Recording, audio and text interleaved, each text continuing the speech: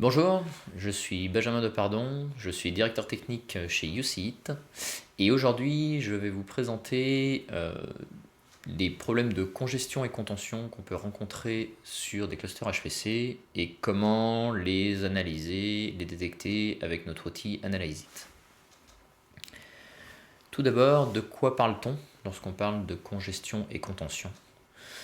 Ce sont deux états des clusters HPC qui sont sur un premier aspect assez similaire, puisqu'il concerne des états du cluster où on va se retrouver avec un ensemble de jobs qui vont se retrouver coincés, entre guillemets, en queue. Donc une charge de travail qui va augmenter au niveau des demandes de la part des utilisateurs, mais qui ne vont pas être servis par le cluster suffisamment rapidement pour atteindre une bonne qualité de service. La différence entre congestion et contention vient plutôt de la nuance qu'on va avoir derrière sur comment le cluster se comporte au moment où ces jobs se retrouvent en queue. C'est-à-dire que côté congestion, on va avoir un cluster qui, bien qu'il y ait des jobs qui s'accumulent en queue, ne délivre pas à sa capacité maximale. Sa charge de travail actuelle n'atteint pas le maximum total qu'il serait capable de délivrer vu ses caractéristiques physiques, vu son hardware. De l'autre côté, la contention, c'est l'effet inverse, c'est-à-dire qu'on a des jobs qui s'accumulent, mais c'est pour une raison assez simple, c'est-à-dire que le cluster est utilisé presque à sa capacité maximale, et donc n'est plus capable d'allouer suffisamment de ressources, puisqu'il n'en a plus de disponibles, pour traiter toute la demande souhaitée. Et ça peut poser tout un tas de problèmes, des problèmes différents suivant l'état, congestion, contention, mais globalement ce qui va être ressenti côté utilisateur, ça va être une perte de qualité de service, puisqu'une baisse de productivité et un temps de rendu des jobs beaucoup plus longs. Et donc il y a tout un tas de questions qu'il faut se poser derrière pour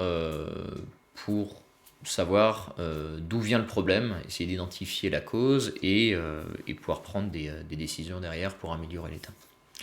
Est-ce que les jobs qui sont alloués utilisent bien correctement les ressources? Est-ce que je ne fais pas de l'over-provisioning? Est-ce que j'ai un problème au niveau de la configuration de mon job scheduler, par exemple, qui peine à allouer correctement les ressources? Est-ce que mes jobs qui se trouvent en queue demandent bien les ressources nécessaires à leur exécution? Est-ce qu'ils ne demandent pas trop de ressources? Ou tout simplement, comme je le disais pour la partie contention, par exemple, est-ce que finalement mon cluster est sous-dimensionné par rapport à mes besoins?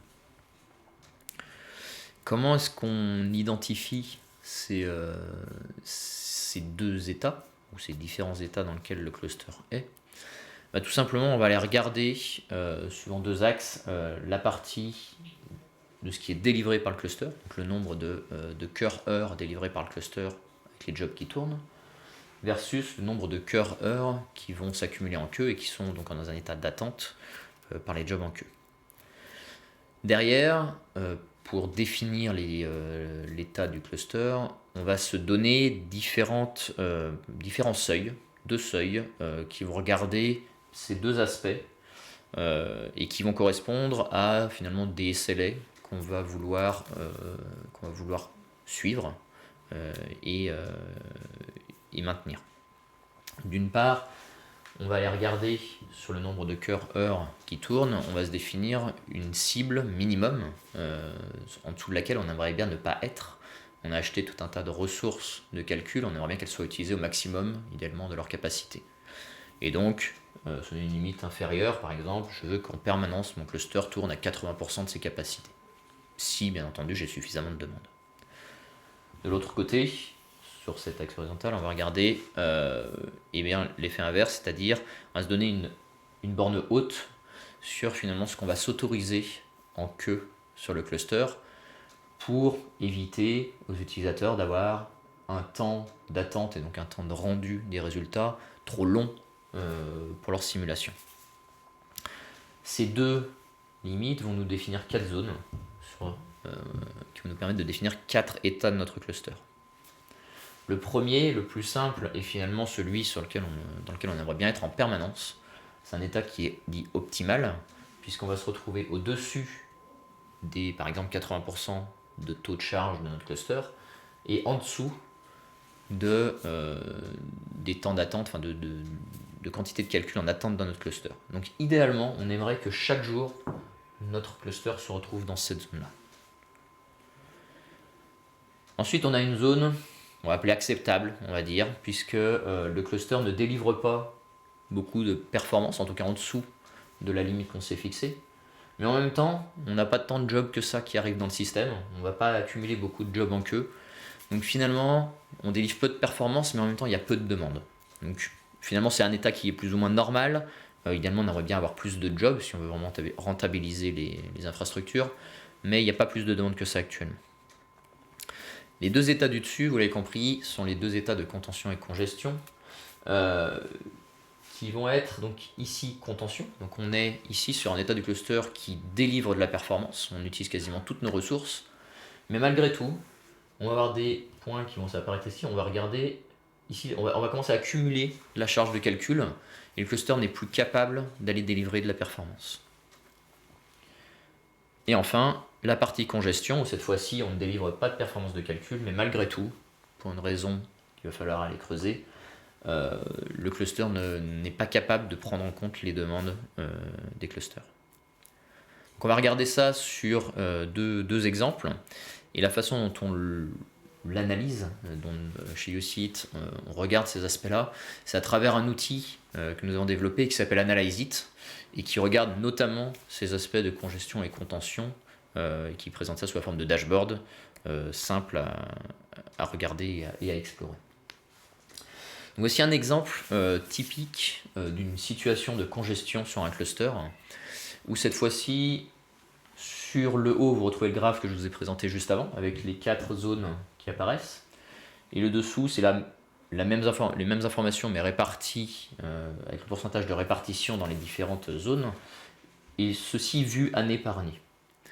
Et l'exemple typique ici, c'est l'évolution d'un cluster au cours de sa durée de vie. Donc en partant ici de son achat en 2015 jusqu'à sa fin de vie à peu près sur 2018 jusqu'en 2019, où on voit une évolution.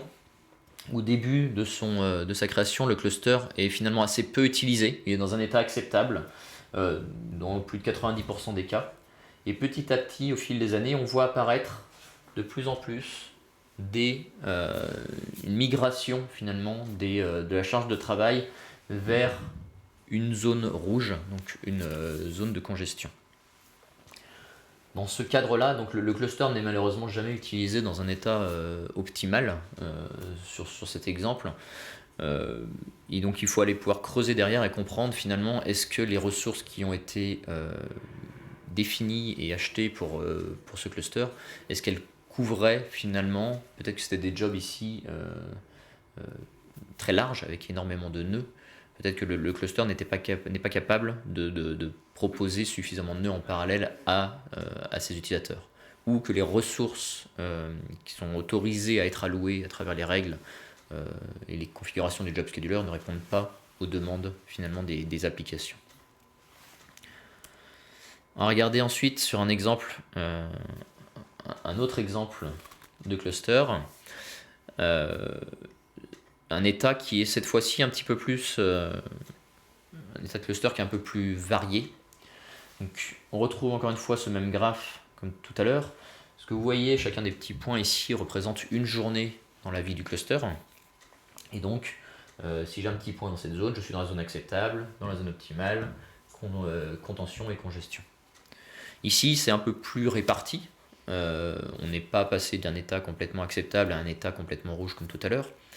On a une partie de l'année où on est bien dans un état optimal, on a bien réussi à utiliser notre cluster. Mais on se rend compte ici qu'on a des zones, des périodes où on va avoir un peu plus de contention. Donc ça, c'est un cas typique où vous avez des pics d'activité, par exemple, où le cluster a été dimensionné pour une certaine charge de travail, mais on le sait, il arrive parfois des nouveaux projets, des nouvelles simulations qu'il faut faire en plus de ce qu'on avait prévu initialement. Et donc ces charges supplémentaires vont typiquement créer de la contention sur le cluster. C'est généralement un bon cas pour pouvoir, ces charges de travail, pour aller les faire déborder sur des infrastructures tiers s'il y a besoin de pouvoir rendre plus rapidement ces résultats. Ce que va permettre Analyze-It, outre de représenter ce graphe-là, c'est d'aller pouvoir voir finalement les mêmes données et les présenter suivant différents axes. Et donc l'exemple ici, c'est sous un axe plus temporel, même si ici chaque point était un jour. Ici, on voit vraiment l'évolution au cours du temps, ce qui va permettre d'aller identifier les zones, et on identifie très bien des périodes dans lesquelles arrivent soit ces périodes de congestion, soit ces périodes de contention, ou les autres, mais en tout cas, ce sont ces principales qui nous intéressent ici à identifier. D'aller zoomer sur des zones, si on le souhaite, pour mieux comprendre au jour le jour qu'est-ce qui s'est passé et quelles ont été les répartitions entre la charge demandée et la charge allouée. Et également tout un ensemble d'autres métriques qui vont permettre vraiment d'aller creuser dans les détails et de comprendre ce qui est arrivé sur ces périodes-là. Donc sans entrer dans tous les détails que peut fournir Analyze-It derrière, c'est un outil qui va vous permettre d'aller explorer ce qui s'est passé sur votre cluster à travers l'analyse des logs de votre job scheduler ou d'autres logs additionnels sur votre cluster. Là, je vous ai présenté la vue uniquement sur ces problématiques de congestion et contention, mais il y a tout un ensemble d'autres KPI qui sont fournis par Analyze-It pour vraiment creuser dans les détails, aller identifier la cause du problème et derrière pouvoir prendre des actions correctives ou préventives pour éviter de se retrouver dans ces situations. Je vous remercie et n'hésitez pas à aller faire un tour sur notre site si vous souhaitez plus d'informations ou pour nous contacter.